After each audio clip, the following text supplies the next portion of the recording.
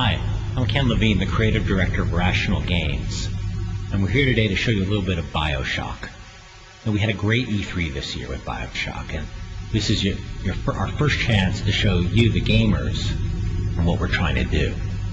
Well, what are we trying to do? It's pretty ambitious. What we're trying to do is to redefine what it means to be a first-person shooter.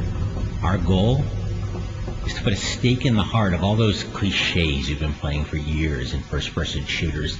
The linear corridors, the very static environments, and the cookie-cutter AIs. Now, we understand that's a pretty lofty goal, and it's really going to be up to you guys to decide whether we succeed. But with that said, let's go to the world of Rapture and take a look at Bioshock. Welcome to Rapture.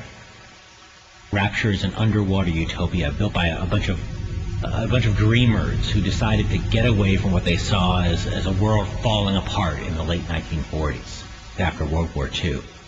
They wanted to be free of the threat of governments and the nuclear bomb that hung over everybody's head, and the religious powers that be that try to tell them what kind of lives to live. So they decided to build this beautiful utopia, the city under the water, so they could try out these philosophies. Now, Rapture was filled by incredible people, the most incredible scientists, architects. It's a place of extraordinary people, but when you come down to Rapture, you see a world that's fallen apart. One of the things we try to do is to redefine what AIs can do in first-person shooters, and the way we try to do that is by giving them unique and incredible relationships that you haven't seen in other games. With that said, let's take a look at one of the first AIs we're going to show you in Bioshock. Now, if you step forward, as Joe steps forward here, you'll hear the approaching footsteps of a Big Daddy. Now, the Big Daddies won't bother you if you don't bother them. They're genetically modified protectors of characters we call the Little Sisters. And the Little Sisters live in these vents you see over here. Now, what does a Little Sister do? The most important resource in the world of Rapture is something called Atom, the genetic material that powers all the genetic mutations that gives everybody their incredible powers in Bioshock. Here comes the Little Sister.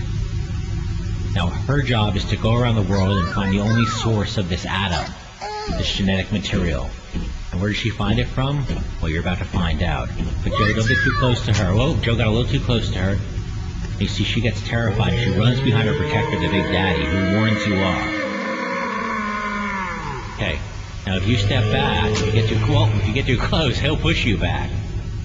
But now if you step back, he won't fight you. He'll just warn you off. You see, to stay away from her. Okay, so let's step back, Joe, and let them go about their business. Now, what is her business? Her job is to find Atom. And she finds it where? In the dead bodies that populate the city.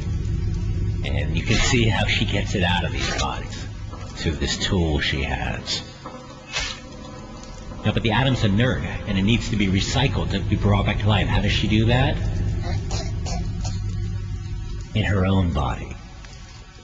Okay, so now the question you have is, do you exploit this little girl like the world has exploited them and take the atom from her by force? Come on, let's go. Or do you find another way to get Atom, maybe even by helping these little girls? Up to the player to decide. We don't make those moral choices for the player. We leave it up to them. You'll even find opportunities later on to become the protectors, maybe, of these little girls through genetic modification, or even have the Big Daddies think you're the Little Sisters, and they'll protect you. Manipulating the eyes, working with the eyes, exploiting the eyes is a huge part of this game. Now, another part of this game is the fact that the player is always starving for resources, always on the search for resources. And right now, Joe doesn't have any ammo for his gun. So he's going to head in the store and see if he can find some ammo. It's a little dark in this store, so let's turn on the light. Getting in the world of Bioshock is interactive. Every bottle, every cash register, everything. You can even drink. Oh, but Joe seems to have activated this turret. Joe, let's head behind the counter, get some cover. Well, this turret's taking chunks out of him. Watch out, step down. You can see the alcohol from the bottles, and that will have an effect on him in the game. Now he searches the cash register, and he doesn't find any bullets for his gun, but he finds some atom, which is it's the money of this world, the genetic material that drives everything. Now, but fortunately, there's more items downstairs in the store. You can see from that sign. It's our lame little joke. So let's head downstairs to look for more bullets. But I don't want to get shot. We don't want to get shot by this turret again too badly. Let's use one of the first plasmids we have in the game. This is called Speed Boost. Plasmids are like our X-Men-like genetic powers.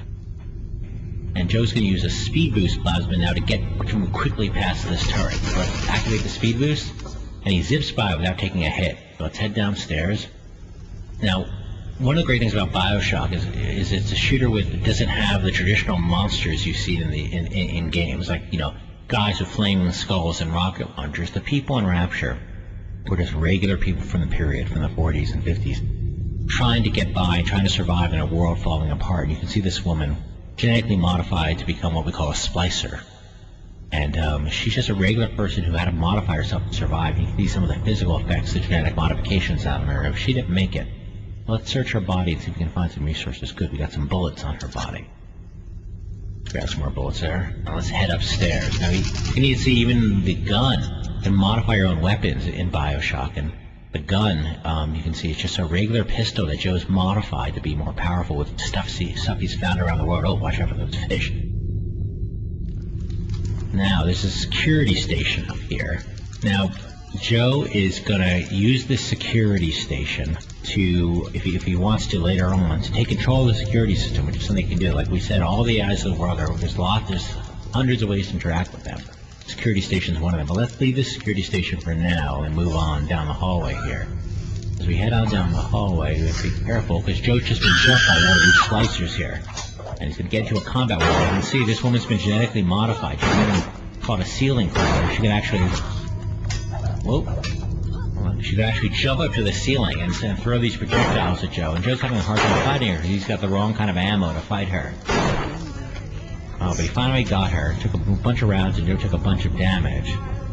Let's search her body and head on to see if we can find some more resources.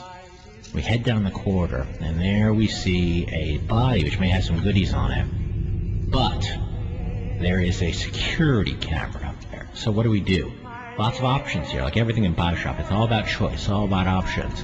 We can head back to the security system to shut down and take control of the camera, but that takes the atom. We could shoot the camera, but that takes bullets. We don't have a lot of bullets. So let's try to just zip past the camera and hope he doesn't spot us while we search his body. So zip by it, Joe. You can hear the music of the world endlessly playing on the phonograph. Oh, Joe got spotted by the camera, and here comes some reinforcements, some security law. Joe's going to duke it out with this guy. I defeated that one, but they're going to keep coming. So Joe's got to get back to that security station while he's taking damage here, and use it to shut down the security system. Okay, shut it down, Joe. That cost Adam. But you see, he didn't have to destroy that bot. Now he can actually, if he wanted to, we're not going to do it right now, but he can actually take control of this bot, and it would follow him around and protect him. Let's keep moving. Now we can see Sophia's Salon here, a clothing store. Maybe there's some materials in here we can use. Hey, look, on the counter, there's a plasmid. Now, we talked about the plasmids before. We had to use the Speed Boost before. This is an even more powerful plasmid called Splicer Irritant. Let's pick it up.